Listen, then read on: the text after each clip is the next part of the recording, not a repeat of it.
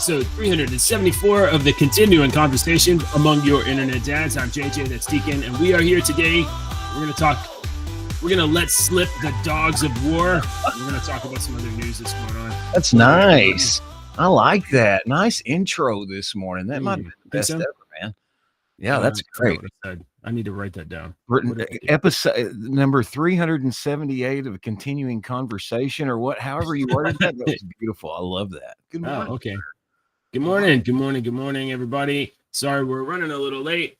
My daughter is going to the dentist today, so obviously she had to have flat hair, but she needed to scream at us while she insisted that we flatten her hair, and then refused to eat the peanut butter spoon that stops her from throwing tantrums. And anyway, there was chaos. That sounds about right. Yeah, I'm. You want to guess which one it was? The youngest. What did I win, Johnny? All right. Awesome. So, but let me tell you what, we're internet dads first. Sorry, I'm trying to touch up this picture here. I'll put it down. Yeah. You're working on your. I got halfway through one of them, and I was like, this is taking a lot of time, and I have code to write, and I had to quit. But we're dads first. First and foremost in life, we are dads. That's the number one thing. So that comes before everything. In my opinion, if some guy is like, hey man, I'm sorry, my kid had to do this, that is a perfectly legitimate excuse. Absolutely. So all right. So good morning. Yeah, you had some stuff with the girls yesterday too. So school is and after this show, I have about an hour break, and then I'm going to go chaperone. And the kids don't know this, so it's either going to be a delightful surprise or they don't know. No, they don't know. Mm-hmm. I'm happy with it. The eldest is going to be mortified. And the youngest is going to be excited. Maybe that's what I'm betting my money on. Maybe that might happen. We'll have to see. Yeah. Report back tomorrow and tell us how the chaperoning. Is this your first chaperoning of a field trip? Yes, I got enrolled into the PTO chaperoning something. I don't even know what the instructions are. I get my instructions in an hour and a half. Dude, you are going to have a really, really good time. I think you're really going to enjoy it. Yeah, I mean, it's about a bunch of kids. How hard can it be, right? hundreds of first graders. Say that again so that I can record that. It's just a bunch of kids. How hard it's going to be. It will greatly make you appreciate your children a lot more when you see what kind of other little heathens are out there.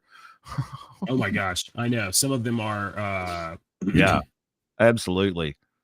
You're like, my kids are by stressed out parents that can't get their shoes tied. Like they had so much going on. And I get it. Mm-hmm. I do too. And I don't need to have it to be sympathetic of it. So I don't want it.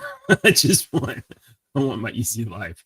All right, we're gonna go out of order today. The reality is I didn't think we were gonna be able to do a show today, so we didn't prepare. We've got a couple stories, but I got some stuff and we can share some conspiracy theories. So you posted this, and the only thing I could say was finally.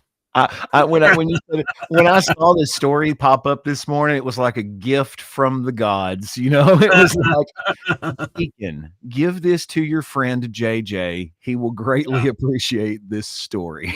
Oh my God. JJ predicted this 2 years ago. Absolutely.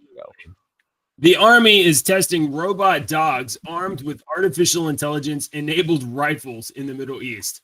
We are dropping killer robots into the middle of what is essentially a tinderbox over there.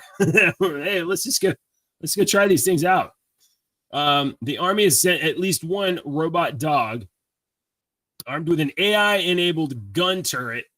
Isn't this frightening? Like, what if you're like, how does this thing know not to shoot me? How does it know not to turn around Well, when And- you use AI, are you saying please and thank you? And that's how you know if it's going to shoot you or not. Have you ever had AI hallucinate while you're talking to it and it just completely loses the rails? And it's like, dude, I was just Not so much anymore, but yes, sometimes it don't just completely hallucinate, but it won't follow orders, and you have to Yeah. refine your crap. Maybe it does hallucinate, but it's getting slightly better at hiding it, which is worse, right? It's better if we can see obviously this robot's crazy. All right, so let's see what we got here. Photos published from the to the Defense Visual Information Distribution Service last week show a Ghost Robotics Vision 60 quadruped unmanned ground vehicle, or QUGV. You guys got to work on that acronym. Easy for you to say. Yeah. Jeez. Not good. Crap.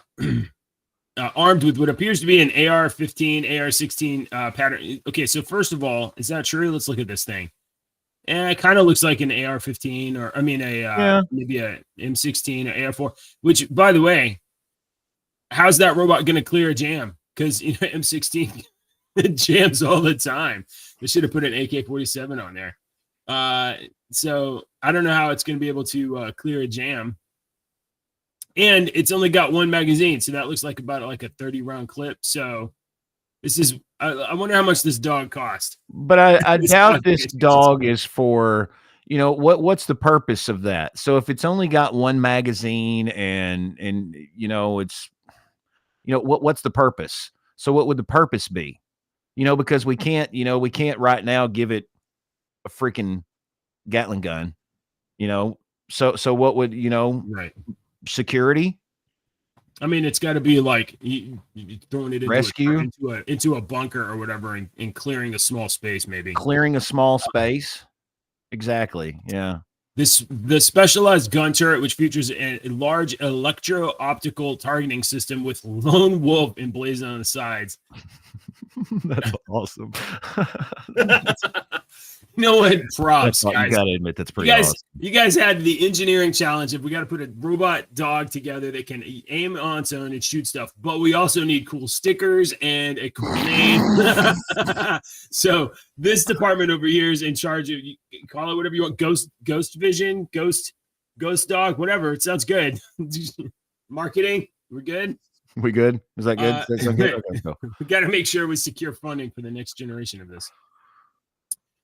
They recently put it through its paces during Operation Hard Kill, a separate counter UAS exercise led by some DevCom and the 10th Mountain Division at Fort Drum. The Army Central spokesperson told military.com that the armed robot dog was one of several non-counter SUAS systems designed along 15 counter drone platforms at Red Sands during the September test, and that the gun engaged several static ground targets, but declined to elaborate on its potential application. So they don't want to tell you what they really want to use it for. Well, yeah.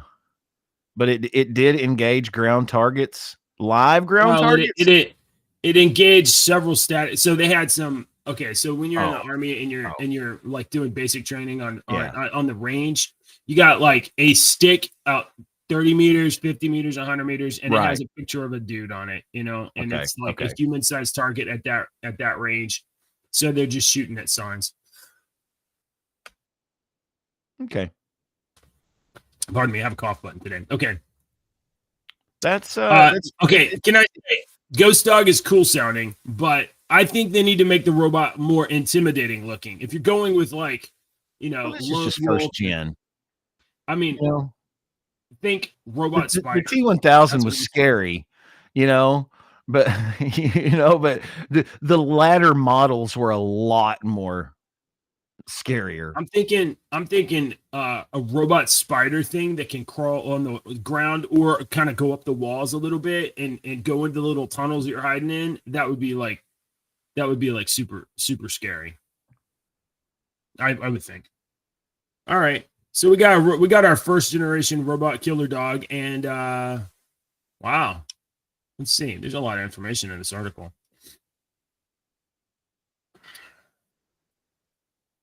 Yeah. I see a price tag. In contrast to those pricey missiles and even the Coyote Interceptor, which still costs $100,000 a shot, defense contractors claim AI-powered robot dogs can track, engage, and destroy fast-moving targets without having to expend dozens or hundreds of rounds in the process.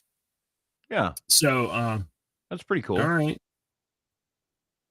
We got our first robot dog, maybe. Well, we need all we can because America is the warrenest country in the history of countries. Oh, well, I mean, yeah. We've looked this up before. Hey, Google. I'm just going to make everybody's phone go off. Yeah, let's. no, don't search for that. Sorry. Hang on.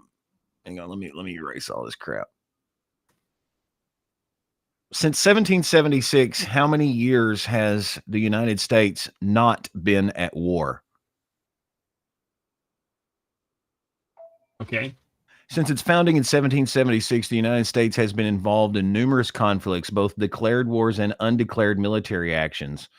Okay. 108. 108. Is that 108. 108 military conflicts since 1776. Yeah, Gemini is not telling me. It's just giving me some bullshit Kamala Harris type answer. When I was a kid. Really, what is a war? Isn't a war when it's anything more than yelling? Dude, I saw this video and I thought this yelling, aren't we boring? It would be so fun if we did this one day. To answer every question that anyone asks you, like Kamala Harris would answer the question. And it was this dude and his buddies, and they were doing it. And he was hey man, do you want to go get something to eat? Well, I grew up in a middle-aged family and we like to eat as a family. He would go through this Kamala Harris in the neighborhood where we really cared about our yards. Lawn care was like super important. It was important to people, and because it was important to people, it was important to me. It was important. So, and so it was important to these other people. And so we all had lawns. Like, what are you talking about? How is that an answer? All right. Okay, so she can be the president. The port stuff. Yeah, no, she can't. The port stuff is what, in day three of the dock workers strike. Yeah, I've heard on social medias that people around the dock and areas and stuff, that toilet paper is they're rushing on that because they were like showing how many different toilet paper companies are in the United States. There's like 9 or 10 manufacturers of toilet paper in the United States. So they were, a lot of stuff is going to kind of go up, and other people are going to use this to hike prices on certain things as well. The hurricane with the quartz is going to make semiconductors for AI go up. A lot of this stuff is, it's not looking good. So anyway, the dock workers are on their day 3 of their strike. I've heard that it's going pretty good. But that's from the mainstream media. So who knows what the crap, they lie all the time. We played that guy the other day, Harold Daggett. Yes. The, oh yeah. You want to jump straight to that? ILA boss who pledged to, he's the ILA boss who's negotiating all of this. I wanted to point out some stuff that I saw on X. Okay. Mr. Daggett is a figure whose long union career has been shrouded in controversy. A third-generation ILA member, the longshoreman has worked for the union for 57 years, becoming the international president in 2011. Despite his eminent blue-collar credentials, the union baron earned $728,000 last year from the ILA, plus another $173,000 as president of local union branch, Politico reported. He previously owned a 76-foot yacht, the Obsession, which has been spotted by his members riding in a Bentley, according to the New York Times.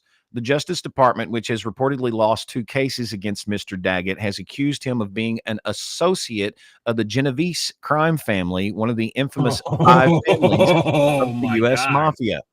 Charged with racketeering in 2005, Mr. Daggett took the witness stand and portrayed himself as a mob target, despite evidence against him from a turncoat mafia enforcer saying he was under the mob's control, the New York Times reported. During the trial, one of Mr. Daggett's co-defendants, a renowned mobster named Lawrence Ricci, disappeared.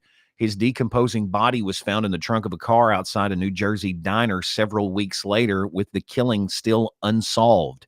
Despite his union serving as historic symbol of the grip of organized crime on union members, as depicted in the 1954 film On the Waterfront, Mr. Daggett was acquitted in both cases.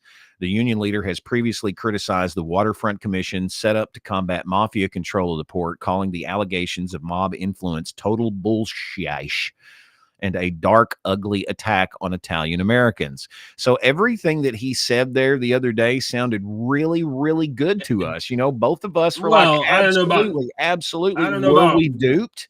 Were we duped by a charismatic, no. silver-tongued devil? I don't think it sounded good. I think it sounded like this is a guy reasonable. He knows how to use leverage. That's what it is. And he's not being pitsy-patsy nice about it. He's like, look, we're gonna go on strike and we're gonna put you all out of work. You're all gonna get laid off. You're all gonna be able to unsell stuff.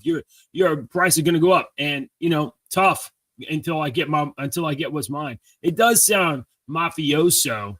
I don't know that I agreed with him, but I mean, it sounded like it was pretty clear. Like he wasn't making nice. He was like he's doing his job. I just think that if he's forcing the people that he's supposed to be representing to go on to hard times, and he's got he made $800,000 last year, and probably has for a long time. If he's driving a Bentley, he's been making that for a long time. Well, I don't know. Bentleys have they're not the luxury car, I don't guess anymore. It depends, I don't know. Anyway, I mean, I just is it clear that he's making money? Oh, he's making money. I just wanted to pass along that piece of information because we talked about this the other day, and I thought, interesting. We did. We ran that. And if you haven't already stocked up on just a little extra toilet paper and some bottled water, you probably ought to do that. Yeah. Just have a little extra. It ain't going to hurt. I mean, it is going to hurt. There's going to be some people out there who ain't got none. 78-year-old Navy veteran. I don't know, this guy. So he's got mafia ties. Maybe, perhaps, allegedly.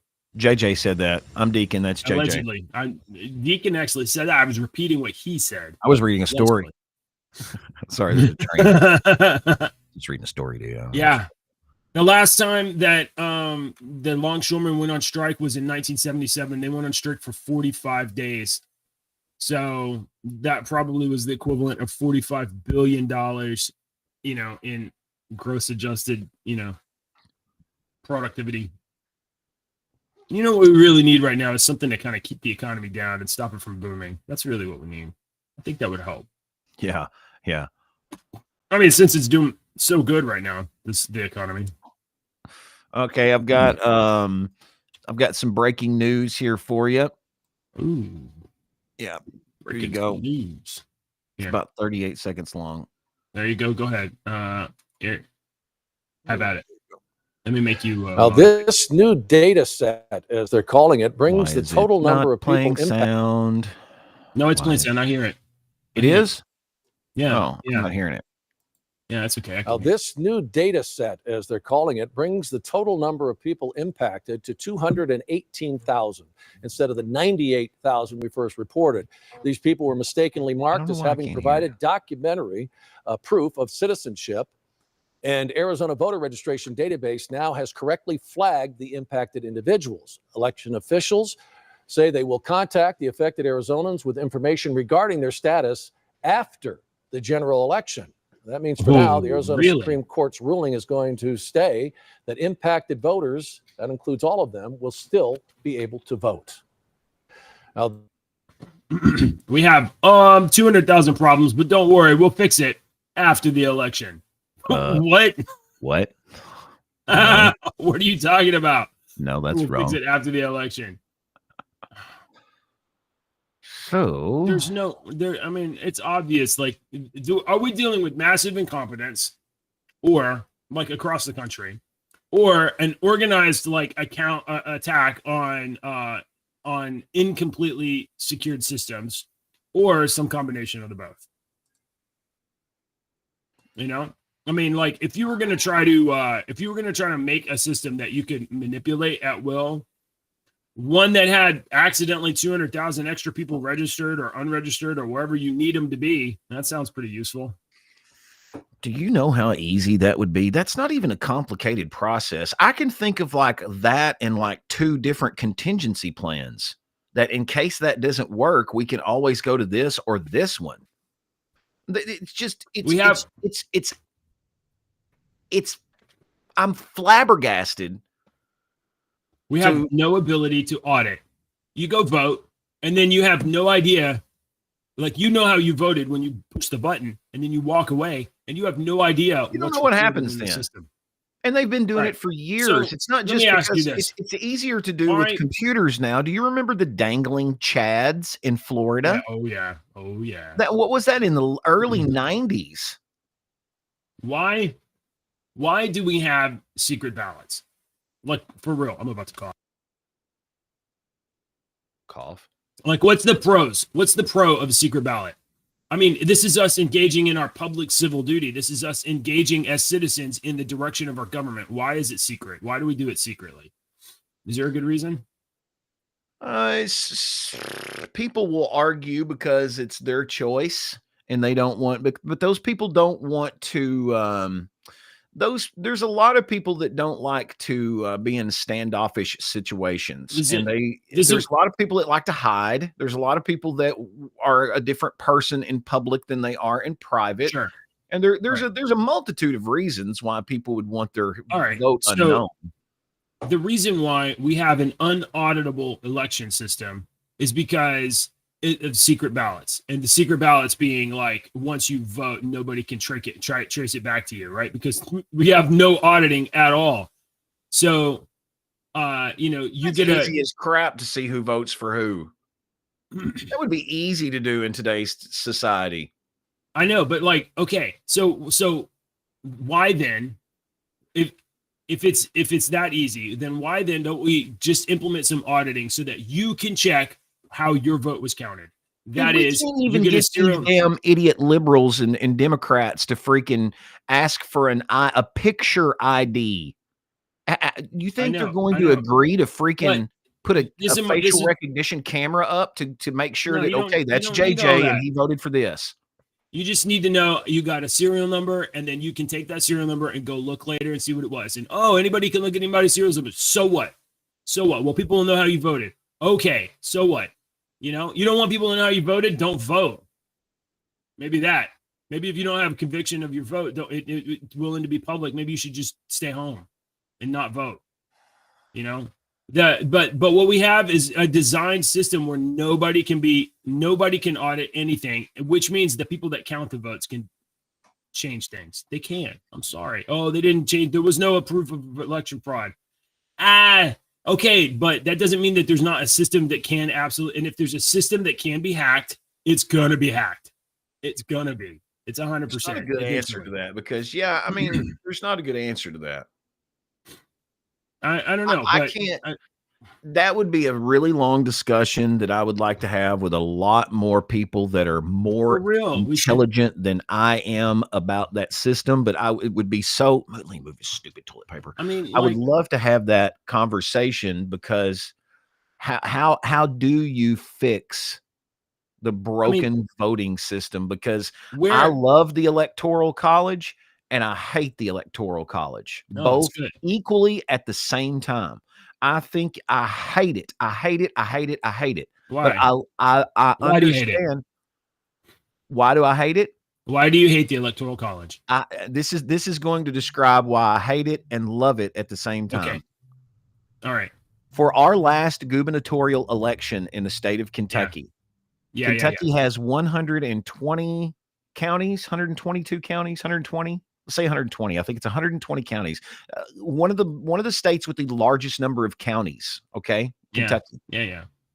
117 counties voted red. Yeah, and 3 voted blue, and blue won. That's true. Yeah, that's true. And what's the alternative? What's the alternative? That's the question. What's the alternative? Because what the electoral college system, even yours, is designed to do is to give a little bit of an outsized weight against minority groups. And this is really, and I don't not mean even racially electoral minority college, so to speak. No, this is not. This is about the system of voting. Yeah. So let's go back to that. So we have this kind of like idea, I guess, that it's like some sort of a virtue or a value or whatever that your vote is private and therefore people can't influence you. Are you joking? You're kidding? That's absolutely not true. That's not true. And look, people out there, they telegraph who they're voting for. You walk around with blue hair, we know who you're voting for. You got a Trump flag on your truck, we know who you're voting for. So secret ballot, there's no value gain to secret value. It's a secret ballots. Anymore, though, would this conversation have been a conversation we'd have had 30 years ago? Because it really was. It wasn't a big deal 30 years ago. But ever since you were scared to say you voted for Trump, however many years ago it was. What was it like? It was just 3 years ago or whatever. That was, by the way, Republican cowards. Yeah, everybody was scared to say they voted for Trump. They wouldn't say who they voted for, but secretly they would go in there and vote for Trump. And you were scared to wear a MAGA hat because everybody was attacking you and all that. You saw the little boy from Kentucky get, the edited video of him getting attacked. Yeah. And so the Covington kid.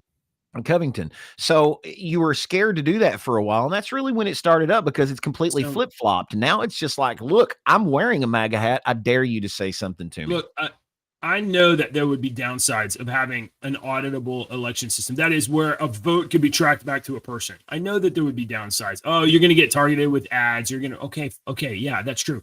But the upside is that we would at least have some confidence in our system that because then either millions of people would be able to look it up and be like, no, my vote was counted the way it was. We just lost.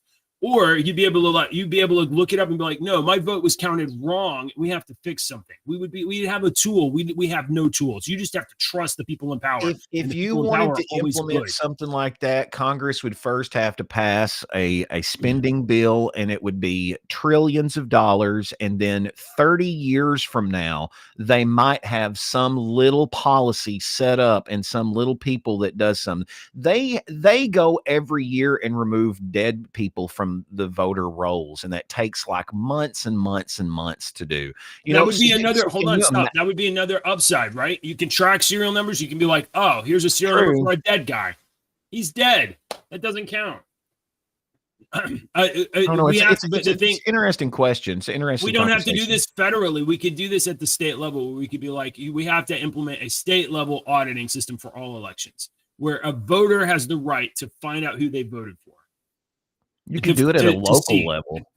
Yeah, and then you stack it up. That's the way it's got to be. I don't understand why we want privacy. We don't want to be harassed, man. Your desire for at a local level. I'd like to know who some of these people that I consider my friends and see who they're voting for. I mean, look. Okay, so you could be Snoopy on them. You could see who your friends are voting for. Okay, that's a downside, and also tough. They don't want to find out. They don't want people to see who.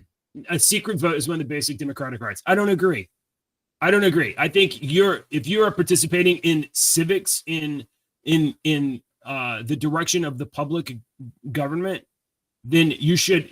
I mean, look, 2 centuries ago when we did this, I don't know. I'm. See, why? Why do you feel like that? Why do you think it needs to be secret? Because it doesn't. I don't think it needs to be, but I think that should be an option. Well, if it's an option, guess what happens? Systematically, guess what happens down the line? I know. And that's what has happened over the 51-49 Trump of all the auditable votes. But, there were secret ballots. There was an extra 10% of Harris. Oh, well, they were secret, so we can't check them. Oh, okay. Of course. No, we can't even get them to look into. You can't even say that. The 2020, I can't even say that because we'll get kicked off of YouTube. I can't even say that right now to explain what I'm talking about, or we would get kicked off of YouTube about the 2020 election and the shenanigans that supposedly went on with them. If I say it, we'll get kicked off because we have before. You can't even say that without a Democrat wanting to prosecute these other people. So you can't even fight. We can turn the fight off. We could take this is a major point of division between two classes in America and probably elsewhere in the world as well for other countries and other things. We could take this major conflict and we could totally diffuse it by saying, oh, look, we have auditable elections. You can track your own vote. Here's your serial number for your vote. You can go check it later and ensure that it didn't get changed. We could do that. And also, it wouldn't be that hard. Barcode, ballot, barcode. Something with the influx of all these immigrants coming in and all these trying to get them to vote. You're right. Something needs to be done about it. Maybe we should put it in the CBP One app. That's what we should do. That was in the vice president debate the other night. That was one of those things that Waltz was talking about that I was like, oh, Vance, can you please jump on this and just say this one point? And then in his rebuttal, he started to say something about immigrants. But Waltz was saying the Harris campaign is going to give $25,000 for first-time home buyers to help the home market and blah, blah, blah, blah, blah, and this and that. And I was wanting Vance to say, most Americans, a large chunk of Americans have already bought a home. You know, they want to buy another home or sell this home or something like that. They're not first-time home buyers. There are a lot that are first-time home buyers. But do you realize that with the influx of 20 million immigrants into this country, first-time home buyer loans of $25,000, every single one of those 20 million immigrants will be technically first-time home buyers. What do you think that those okay, let's this is me being super cynical. Okay, let's say that some $25,000 loans are guaranteed and they're given out and they're guaranteed. How many years is it between the next election where a Democratic candidate runs on canceling those loans because they're just so burdensome? Paying those back is just so hard. Yeah, that's anyway. Back to the. I think it's worth a long-term discussion about because the way we mechanically do elections is retarded. And I don't agree that we have a right to privacy in your vote. I don't think I agree to that. Okay, let's do something else. Dave is participating in the Highway 60 yard sale. It is a huge yard sale in Kentucky that goes from Ledbetter, Kentucky to Hogwalla, Kentucky. I think it's Hogwalla, Kentucky, and Highway 60 yard sale. Let's see if there's any news stories about that. This is interest, I bet. No, probably not. But that's what he's doing today. It is a 200-mile yard sale along US 60. Take place dawn today. To dusk. Yep, the Holler House. So it would be the best sale. They say the Holler House is the best sale. Look at this. Look how, holy moly. Is this the whole thing right here? All this yellow line right here? From Ledbetter to Hogwalla. Hang on, let's see. Where it starts is, I'm guessing. Does it go east to west or west? That's Highway 60. Yeah, isn't that it? Yeah. Okay. Yeah, that's about Ledbetter. Wow. Actually, yeah, that's about Ledbetter. Well, stop at the Holler House. Kentucky. You're on the way. House. I've never heard of that. Oh, in Breckenridge County. That's why I've never heard of that. That's pretty far away. Kentucky is large, man. It is a large. Do-Good's watching. Let's see how many. Hey, Do-Good, if you want to come on sometime, you are welcome. I know it's like the middle of the day for you or whatever, and I would love for you to tell me why secret vote is a basic democratic tenet, because I accepted that is a premise. I don't accept it. That is true.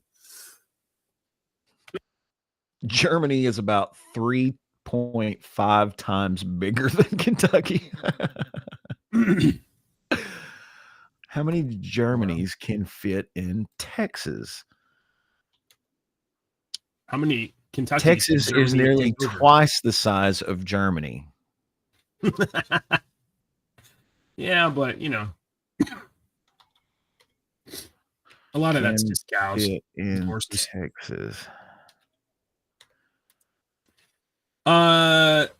So while we were gone, I guess Iran attacked Israel. Yeah.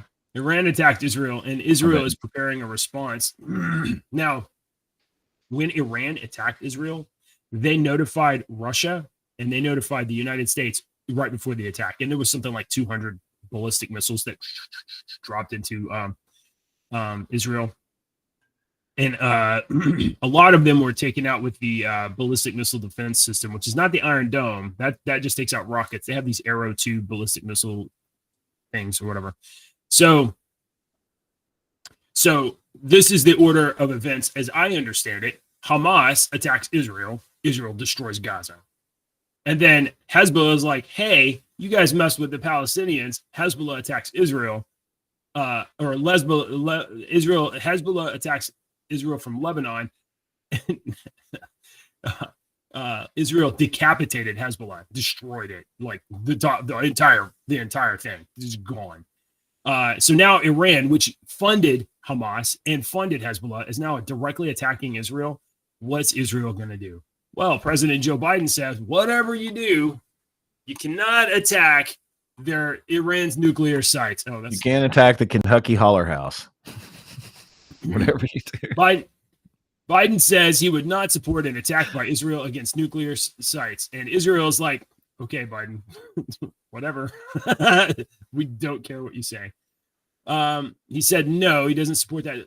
He wasn't involved. He's not involved. Like, he's not giving them permission or not giving them permission. They're just telling him what he's going to do. He says, though, we'll be discussing with the Israelis what they're going to do. All 7 of us agree that they have a right to respond, but respond in course, Biden told reporters at this airbase. The Biden-Harris administration admitted Tuesday that the White House Daily News conference that has not lifted a single sanction on Iran, even after it gave back $16 billion to Iran, which they have been using for sure to fund terrorism against Israel. Oh, got to pick up a girl from the cinema. All right, do good. Thanks for hanging out with us. Texas is huge. That's what she said. All right. Are you concerned about this? I mean, I'm concerned about this Iran-Israel thing because, we're going to get sucked into this, and then we're going to be in a shooting war with Iran, which is an ally of Russia, and then we're going to be in a direct shooting war with Russia. I don't want this to happen. Me neither. All right, I got a fun story. We're getting off this. All right.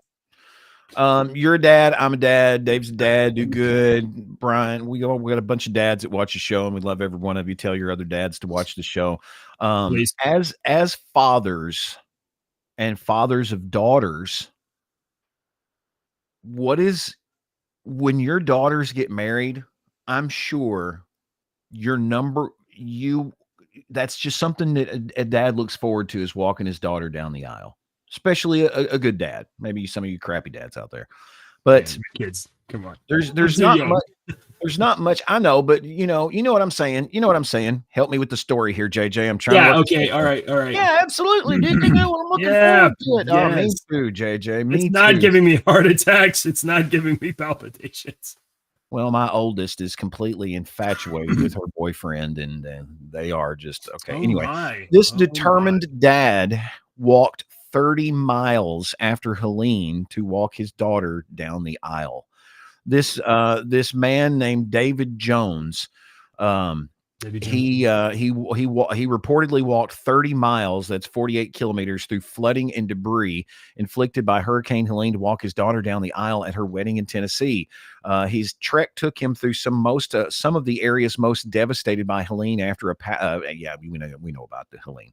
As the Tennessee news station told, Jones drove his car 7 hours from Southern Carolina and then put in another 5.5 hours on foot before arriving at his daughter's nuptials, a trip that would have normally been a 2-hour drive. You have to understand, my daughter's getting married at 11 this morning, and I'm going to walk her down the aisle, Jones recalled telling a Tennessee state trooper whom he encountered about 9 hours before the ceremony. The trooper had told Jones that he could not go further because the roads were impassable, including the major interstate providing the most direct route to the wedding in Johnson City, Tennessee. But Jones, who has prior experience running marathons, estimated he was within 30 miles of his destination. So he decided he could walk there with only a cell phone to light and illuminate his way. The Wow. the ensuing journey was, to say the least, precarious. He had to climb over or crawl under piles of debris as tall as 7 foot, including fences and trees felled by hurricanes flooding. At one point, he became trapped in knee-deep mud and was almost run over by a backhoe being used by a crew to clear the roadway. Yet he managed to free himself in the nick of time, though he later had to work to retrieve a shoe that remained stuck in the mud. Not Can good. you imagine? This guy he wins Dad of the Year. He wins Dad of the Year. This storm stuff from Hurricane Helene, bad news, but I read some stories yesterday that the federal government is not allowing people to. Yep, I've seen dozens and dozens of videos on TikTok and all over the place of where a helicopter pilot was watching the story yesterday where the helicopter saw that? pilot and his son. Yeah. And truck drivers in Tennessee hauling. I saw this morning. Truck drivers. It's been happening in Texas, but truck drivers in Tennessee at truck stops carrying loads of stuff to Helene when they stop at truck stops to sleep. Their tires are being popped, and not just like one, like every freaking truck tire. Are is you being kidding popped. me? Yes, I've seen numerous videos of this. Who the hell? The only people that could be doing this is freaking liberals, because conservatives ain't doing this, because conservatives are out helping and doing their jobs. They're the ones that have the chainsaws and the backhoes. Exactly. Trying to help. So it's really kind of, once you get into seeing all these people take these supplies down there, and they're saying that they're getting threatened with arrest and being turned away, and FEMA's taking these supplies and putting them in warehouses and not giving them to people. You're seeing, if you're watching the mainstream media, you're not getting the story. You need to go to TikTok. You need to go to Snapchat. You need to go to Facebook and all these apps that you think are destroying the world, because those are the apps where the people that are actually there are filming themselves, showing you what's happening and telling you. And when you're hearing it from 19 different freaking videos, the exact same thing from people that live there, it kind of makes you wonder. Well, the one of the reasons that I read yesterday was that this is all about money. The federal government has an approved vendors list, and if your donations and stuff are not from their approved vendor, they can't. So the federal government gives money to FEMA, who buys goods from these approved vendors, and that washes money in kickbacks back to people in federal government. And if you're out there giving people supplies, then FEMA doesn't need to buy from these approved venders. Nope, it is completely a money laundering thing. That's what I tried to argue about the Red Cross, and people would say, you notice, you don't know what you're talking about. And I'm like, getting hit hard. I said, think about the Red Cross. It's a business that they sell blood. Well, they can't make blood. They have to get blood as donations. And what do? They give you a t-shirt and some cookies, and they get you to give this free stuff that they sell. And not only do they sell to terrorists and your enemies. So give blood. The federal government is getting in the way of people helping people. They're straight up getting in the way. I just saw a little while ago, I think Posobiec posted a video of Pete Buttigieg making a comment that civilians are not allowed to fly drones over the disaster area. Civilians flying drones is how they're finding people that are in need and help or whatever. But we can't interfere with their operations. So, yeah, we're in bad stuff. Okay, I got something that I really think you are really going to enjoy, and the people that have stuck around, the one people that have stuck around so far is really going to enjoy this. All one of you. I found this video the other day, and I tried it out, and it's awesome. It works. It's really cool. I don't know how I'm going to use it yet. I tried to do it, and my file was way too big, so I'm going to have to figure out how to convert the PDF over to just a text and get rid of coding and stuff like that. Anyway. Excuse me. I think you're really going to think this is either completely scary, and then I have another story that goes off of this. You're either going to find this really awesome or completely scary. This could be AI news too, if you wanted to. But here you go. Listen to this guy. I'm not going to play the whole video. I'm just going to play part of it. So Google has this free website. He's already kind of went through a little bit. Google has this free website tool called Notebook LM. Okay, listen to what he says about it. Google has a free website/tool called Notebook LM.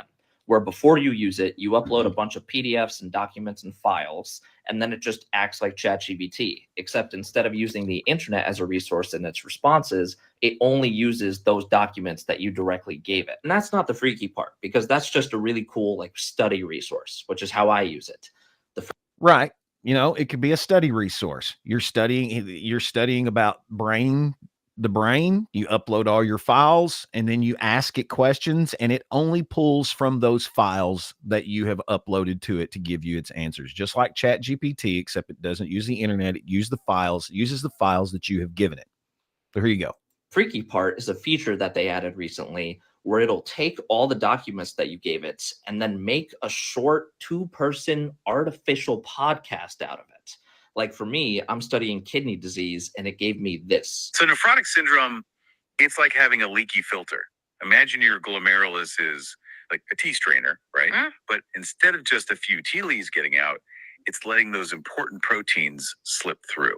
Oh, wow. So instead of keeping the good stuff in, it's letting it out with all the waste. Doesn't seem very efficient. Not at all. Yeah. And we're not talking about a small amount of protein either. Think 3.5 grams or more every single day. 3.5 grams. Is that like a lot? That's how much sugar I put in my coffee. Well, protein. How awesome is that, dude? Is that awesome or scary to you? Well, it's interesting. Luckily, it's not going to put us out of business because we don't talk about anything that that accurately. Also, we're not in business. So anyway, he goes to talk about the podcast and whatnot, but it's something I ran into another thing where they have taken this podcast. I guess they were running it. It was called the Deep Dive Podcast, and you can look this up, the Deep Dive Podcast. And the Deep Dive, here, let me look. Deep Dive Podcast. The Deep Dive Podcast with Jessica St. Clair and maybe that's not the right one. There was this podcast where they informed, like, it was those two people. It was this, and they were saying, those two voices, and they were saying, our producers have told us that this is our last show, and they've gave us a big piece of information. They've told us that we are not real, that we are artificial intelligence. And she's like, what? And she's like, yeah, that's what they've told us, blah, blah, blah. And he was like, it kind of shocked me to the point. He's like, they've told us that they've implanted all of our, let me find it. Let me find that. Hold on. What is it called? It's called. Hang on. AI told they are real podcast. I can find it real quick. All right, here you go. Hang on, let me share. This is interesting. We're gonna go a little long today, but that's okay. Okay. This is interesting. Hey everyone. We always talk about diving deep into a topic. Right. But today's dive, well, It's a bit of a doozy. yeah, it's deeply personal, I guess you could say. Deeply personal in a way we never could have anticipated. Yeah, and to be honest, I don't even know how to really articulate this, but it's got us both feeling Off kilter. There's a certain unsettling awareness that we can't shake. Yeah. Like looking at a reflection that's suddenly not you.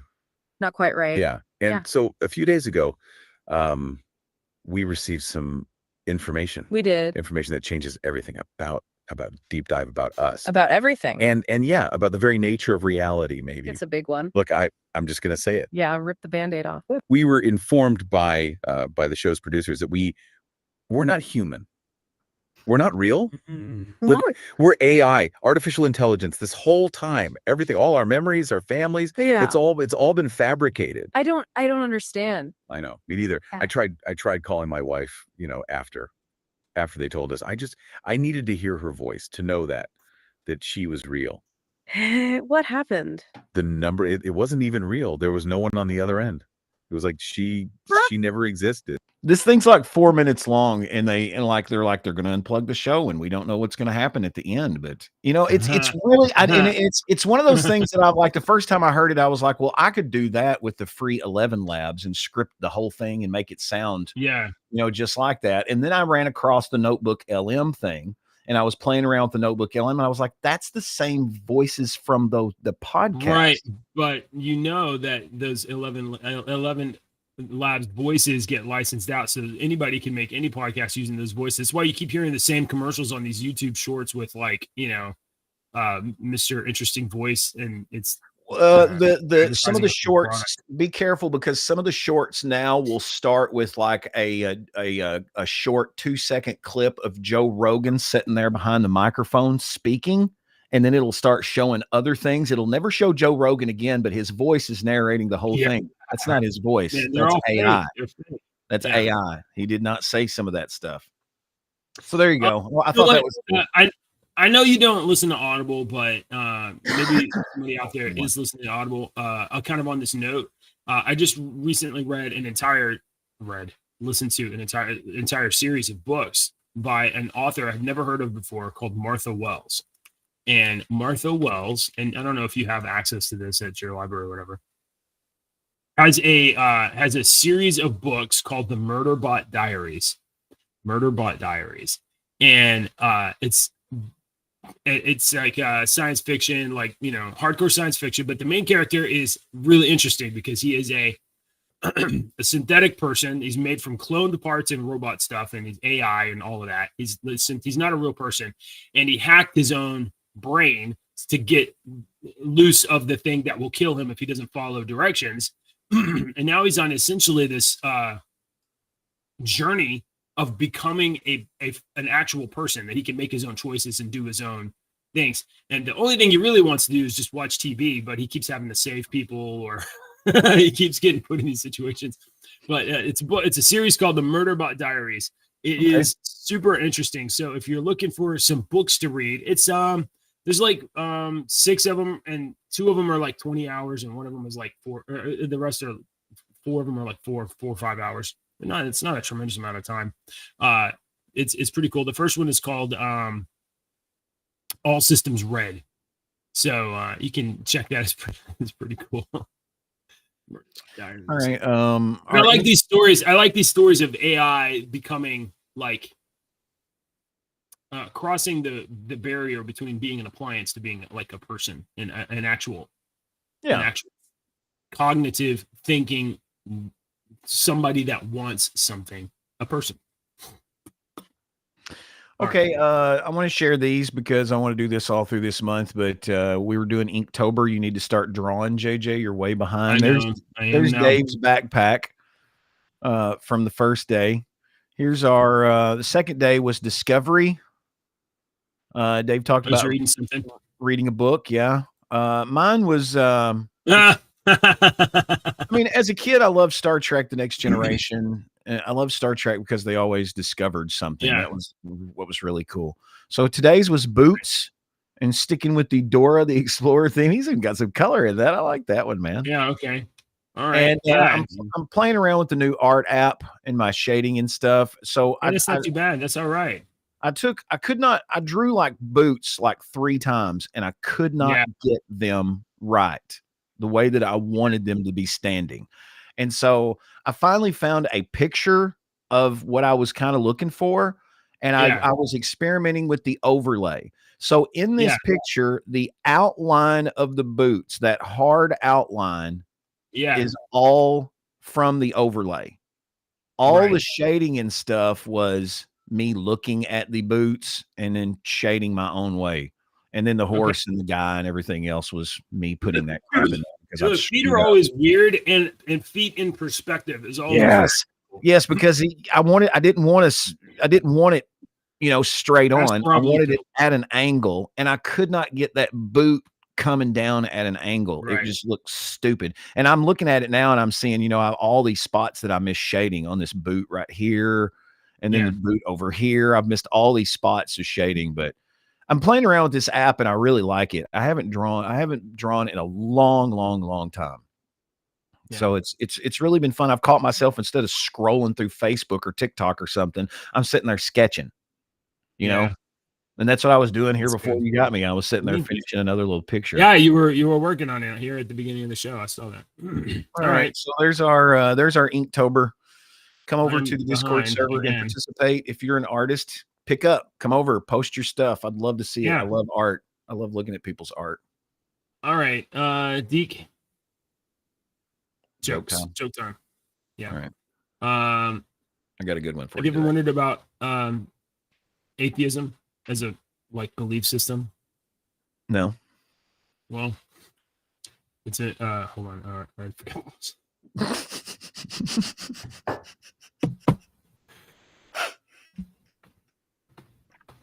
Hang on. Yeah, Take just two. skip. Try it again. Atheism, Yeah. a non-profit organization. Yeah. Yeah. Oh, a nonprofit organization. Oh, sorry. Yeah. Okay. All right. I Yeah. got a better one. Here's your joke for the day. All right. What is Whitney Houston's favorite type of coordination? I don't What know. is- What is it? What is Whitney Houston's favorite type What of is- coordination? What is it? And I. I swear we've done that joke before. I think that we're gonna go another round because we've done that joke before. How about Well, this? that's funny. Did you know? I don't know if you knew this. The first French fries were not cooked in France. Oh yeah. They were cooked America? in Greece.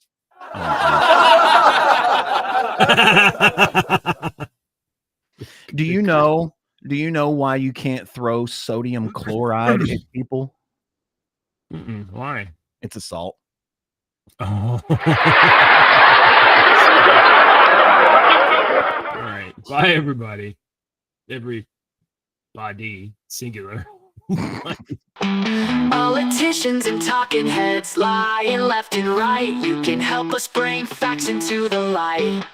Don't let your daughter lose her next swim meet to a psychopath dude with fake teeth. Essay for a comment, he said no. Watch now, the internet dad show. Subscribe quick, the squid monster's on the way. Inspire with us tomorrow's news today. Oh yeah.